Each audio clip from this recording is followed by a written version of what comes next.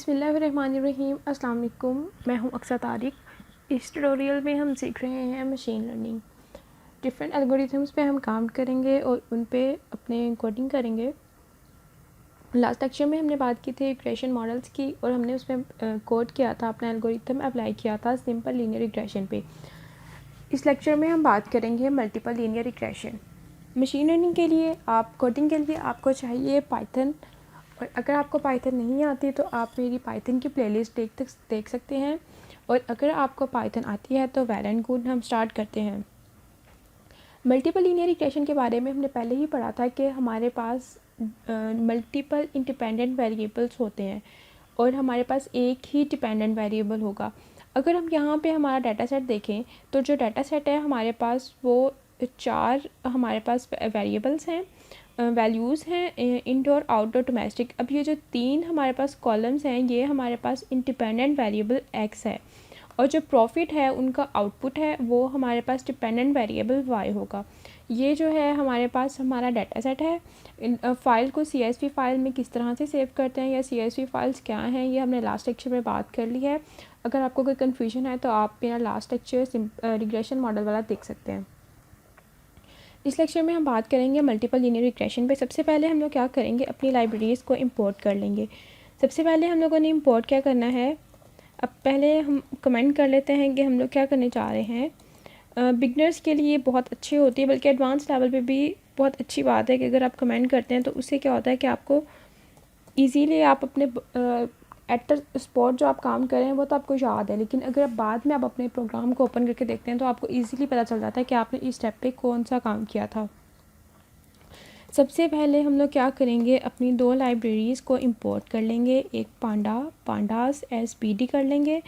दूसरी हम लोग प्लॉट करने के लिए एक और लाइब्रेरी लेंगे, matplotlib.py ये लाइब्रेरी हम लोग क्यों यूज़ करते हैं, अपने ग्राफ्स को प्लॉट करने के लिए। ये लाइब्रेरी भी हमने प्लॉट कर ली। 2 लाइब्रेरीज हमें चाहिए थी, हमने उन्हें प्लॉट कर लिया। अब हम क्या करेंगे, अपने डाटा सेट को इंपोर्ट करेंगे। डाटा सेट को इंपोर्ट करने के लिए हम लोग सबसे पहले कमेंट सेक्शन में लिख देते हैं कि हम लोग क्या कर रहे हैं, अपने डाटा को इंपोर्ट कर रहे हैं। अब डाटा इंपोर्ट करने के लिए एक वेरिएबल ले लेते हैं डाटा सेट। अब हमारे पास डाटा को इंपोर्ट करने के लिए हमें लाइब्रेरी की ज़रूरत है, pd.readcsv। रीड CSV का मतलब क्या है कि हम लोग CSV फ़ाइल को यूज़ कर रहे हैं, तो उसके लिए हम लोगों ने यहाँ पे लिख दिया CSV। अब उसके बाद हम लोग क्या करेंगे, अपनी डायरेक्टरी बता देंगे कि किस डायरेक्टरी में जो है हमारा डाटा है। तो यहाँ पे हम अपनी डायरेक्टरी को लिख लेंगे। यहाँ पे हमने क्या किया, अपनी डायरेक्टरी को लिख लिया। अब हम इसको रन कर लेते हैं। इसके बाद अगर हम लोग अपना डाटा सेट यहाँ पे देखना चाहें कि हमारे पास डाटा सेट किस तरह का है, तो ये हमारे पास हमारा डाटा सेट आ गया। अगर हम लोग अपना डाटा सेट का हेड फाइंड कर देखना चाहते हैं, मतलब जस्ट अपनी 5 रोज़ देखना चाहते हैं, तो उसके लिए हम लोग हेड लिख देंगे। अगर हमें टेल देखनी है, अपने डाटा की लास्ट 5 रोज़ देखनी है, तो हम लोग टेल से फाइंड कर लेंगे। इसके बाद हम लोग क्या करेंगे, एक्स और वाई डिफ़ाइन कर लेंगे। एक्स डिफ़ाइन करने के लिए हम लोग क्या करते हैं, सबसे पहले हमने जो डाटा सेट को वेरिएबल था हमारे पास वो लिखेंगे .ilog। हमारे पास क्या क्या इंडेक्सेस हैं उसको हम लोकेशन बता देंगे। अब हमने क्या किया, हमें सारी रोज़ चाहिए तो हमने सारी रोज़ ले ली।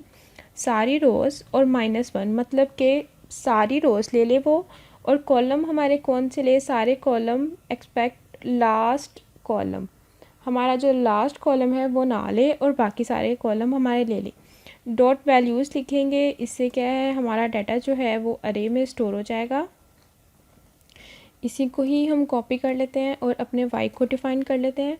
y को डिफ़ाइन करने के लिए हमारे पास y क्या है, हमारा लास्ट वेरिएबल है। अब लास्ट वेरिएबल में हमारे पास कौन सा इंडेक्स बनता है, हमारे पास 4 वैल्यूज़ हैं, तो ये 0, 1, 2 एंड 3 इंडेक्स है हमारा। अगर हम लोग 3 भी लिख सकते हैं या फिर हम लोग -1 भी लिख सकते हैं। पहले हम इसको रन करके देखते हैं ताकि हम लोगों को पता चल जाए कि हम लोग अगर -1 लिखें तो भी हमें वो सेम आउटपुट देगा, और अगर हम लोग 3 लिखें, कोई इंडेक्स लिखें, तो भी हमें वो सेम आउटपुट देगा। अब x हमारे पास ये जो फर्स्ट 3 रोज़ थी वो फर्स्ट 3 कॉलम थे वो आ गए। अगर हम लोग y को चेक करें तो हमारे पास लास्ट कॉलम आ गया। अगर हम यहाँ पे हमें इंडेक्स के बारे में हमारा नहीं पता या हमारी वैल्यूज़ जो हैं बहुत ज़्यादा हैं, हंड्रेड्स में हमारे पास फीचर्स हैं, तो हम लोग कैसे अपना इंडेक्स काउंट कर सकते हैं। तो हम -1 लिख देंगे सिंपली। -1 से हमें वो क्या करेगा, जो भी हमारा लास्ट कॉलम होगा वो हमें मिल जाएगा। इस तरह से हम लोगों ने क्या किया, अपने डाटा को एक्स और वाई डाटा को डिफ़ाइन कर दिया। अब हम लोग क्या करेंगे, अपने टेस्ट एंड ट्रेन डाटा को स्प्लिट करेंगे। टेस्ट एंड ट्रेन डाटा को स्प्लिट करने के लिए हम लोगों को क्या चाहिए, एक सेकिट लर्न से हम लोगों को एक फैमिली को इंपोर्ट करना पड़ेगा। सेकिट लर्न से हम लोग इंपोर्ट लेंगे मॉडल सिलेक्शन की फैमिली से लीनियर रिग्रेशन को, मॉडल सिलेक्शन की फैमिली से हम लेंगे ट्रेन टेस्ट स्प्लिट को। हमने क्या किया, अपने ट्रेन टेस्ट स्प्लिट को इंपोर्ट कर लिया। अब उसके बाद हम लोग क्या करेंगे, उसको टेस्ट और ट्रेन को स्प्लिट कर देंगे। सबसे पहले हम लोग लिखेंगे X train, then X test, then हम लिखेंगे वाई ट्रेन और वाई टेस्ट, और हम लोग उसको किसके इक्वल करेंगे, टेस्ट ट्रेन का जो हमारा फंक्शन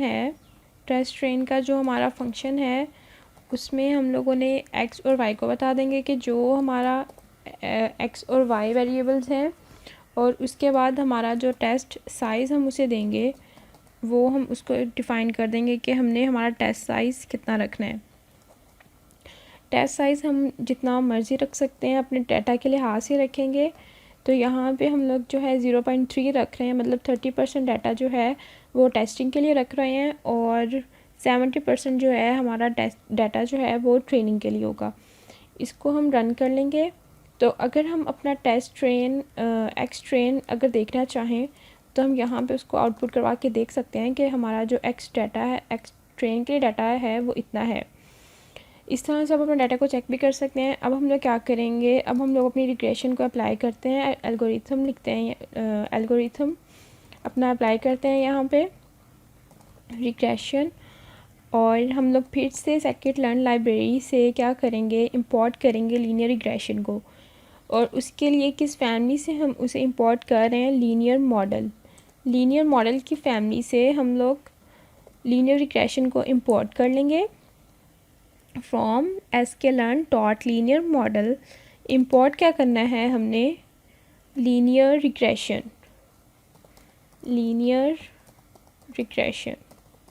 यहाँ से हमने इसको इंपोर्ट कर लिया।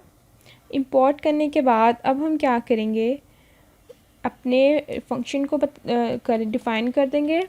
रिग्रेशन इज़ इक्वल टू, हमारे पास क्या है, ये जो हमने फंक्शन अपना इंपोर्ट किया है उसके इक्वल कर दिया हमने, और हम अब क्या करेंगे, अपने डाटा को फिट कर लेंगे। रिग्रेशन डॉट फिट करेंगे। फिट करने के लिए हम लोग को कौन कौन से वेरिएबल चाहिए, एक्स ट्रेन और हमें चाहिए वाई ट्रेन। इस तरह से हमने क्या किया, अपने डाटा को फिट कर लिया, और अब हम करेंगे अपने डाटा को प्रिडिक्ट। हमने अपने डाटा को प्रिडिक्ट किया।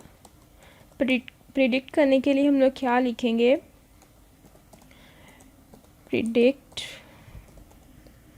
और हम लोग प्रिडिक्ट किस पे कर रहे हैं, एक्स टेस्ट पे, ठीक है।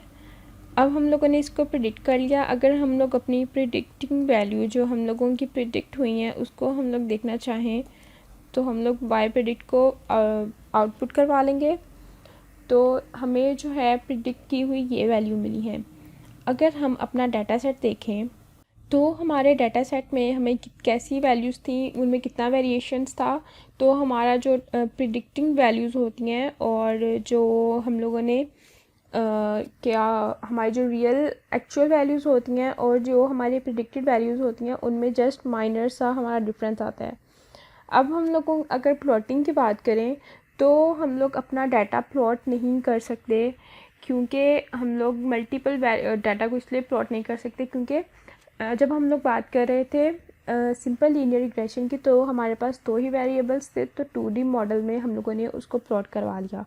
अब हमारे पास मल्टीपल फीचर्स होंगे तो उनको प्लॉट करवाना बहुत मुश्किल है, बहुत डिफ़िकल्ट है, तो वो नॉर्मली हम लोग नहीं करते। अगर हमारे पास 3 फीचर्स हों तो हम लोग उसका 3D मॉडल बना सकते हैं, लेकिन हम लोगों के पास अगर 3 से ज़्यादा मॉडल हैं, फीचर्स हैं, तो हम लोग नहीं कर सकते। इस तरह से जो है हम लोगों ने मल्टीपल लीनियर रिग्रेशन का एल्गोरिथम देखा कि हम उसको कैसे अप्लाई कर सकते हैं। सेम सिंपल लीनियर रिग्रेशन की तरह हम लोगों ने पहले लाइब्रेरीज़ को इंपोर्ट किया, फिर हमने अपने डाटा सेट को इंपोर्ट किया। देन हमने देखा कि हमारा हेड और टेल में कैसा डाटा था या पूरा डाटा सेट हमारा किस तरह से था, और हमने एक्स और वाई को डिफ़ाइन कर लिया। उसके बाद डाटा को स्प्लिट कर दिया ट्रेन और टेस्ट में, और बाद में हमारा जो रिग्रेशन का एल्गोरिथम था वो हम लोगों ने उस पर अप्लाई कर दिया और अपनी वैल्यूज़ को प्रेडिक्ट कर लिया। आई होप कि आप लोगों को समझ आ गया है, लेकिन अगर कोई क्यूरी है, कुछ समझ नहीं आया या कोई भी क्वेश्चन है तो आप ईमेल कर सकते हैं, कमेंट में पूछ सकते हैं। और अगर ये डाटा सेट आपको चाहिए तो भी आप ईमेल करके ले सकते हैं। अदरवाइज़ नेट पे भी बहुत सारा डाटा सेट की जो है अवेलेबल है हमारे पास। अगर आपको मेरी वीडियोस अच्छी लगती हैं और समझ आ रही है तो मेरी वीडियोस को लाइक करें, शेयर करें और मेरे चैनल को सब्सक्राइब करें। Thank you so much. Take care. अल्लाह हाफिज़।